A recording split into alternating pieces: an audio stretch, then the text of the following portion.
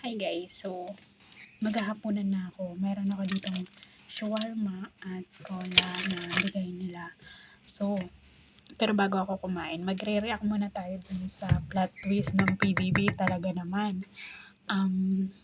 Sobrang galing ni Therese doon sa totoo lang as a challenger at sobrang good chance yung binigay ni Kuya na dahil siya yung first evictee na lumabas ng bahay ni Kuya, nabigyan siya ng pagkakataon na maipakita pa rin kung ano yung possible na kaya niyang gawin. Pero alam niyo, totoo lang, siya talaga yung feeling ko magiging magaling na kontrabida. If ever magkaroon ng pagkakataon siya. Kasi sobrang galing niya, as in, napalabas niya talaga yung emosyon ng lahat ng housemates nandun sa loob ng bahay ni Kuya or ng mga housemates na natitira. Like si GM si Binsoy, napaiyak niya talaga. Nakita talaga kung paano mag-process ng emotion yung mga housemates. Like, lalo na dun sa tapatan na nila. Like, nakita natin lahat ng emotion sa kanilang lahat. Dahil sa ginawa ni Therese. Sobrang tapang ni Therese at sobrang palaban din niya at the same time. At sobrang galing din niya magtago ng emosyon na kahit tipong nasasaktan na siya sa mga sinasabi ng mga housemates. That time, hindi talaga niya pinakita na na-hurt siya or hindi mo mababaka sa mukha niya na nasasaktan siya. Pero kita natin, umiyak siya after that moment. Kasi nga dahil sa mga binitawang salita.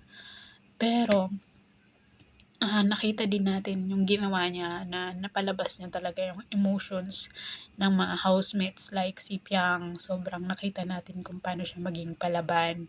Si Kulit, nakita natin kung paano siya naging matapang. Si Kai, nakita natin kung paano siya naging open-minded at kung gaano kalawak yung pangunawa niya sa lahat ng sitwasyon. Si JM, kung paano siya naging kalmado sa buong sitwasyon na yun, sa buong si JP, makikita pa rin natin yung pagiging pagpapatawa niya. Kahit di siya nagsasalita, makita mo lang siya, matatawa ka na. At may reaction niya siya dun sa napanood yung mga clip.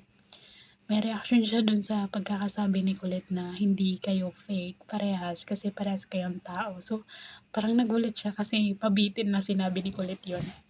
So, kita natin sa kanya na kahit nakakapagpatawa pa rin talaga siya sa mga situation na gano'n. So, Sarin, kalmado din siya at the same time nung kahit nasa gitna ng matinding emotions, kita natin kung paano din siya naging kalmado. So, yun, sobrang salute kay Therese at kahit hindi lang yung housemates ang nakuha niya yung gigil. Pati yung taong bayan, kuwang-kuha niya yung gigil.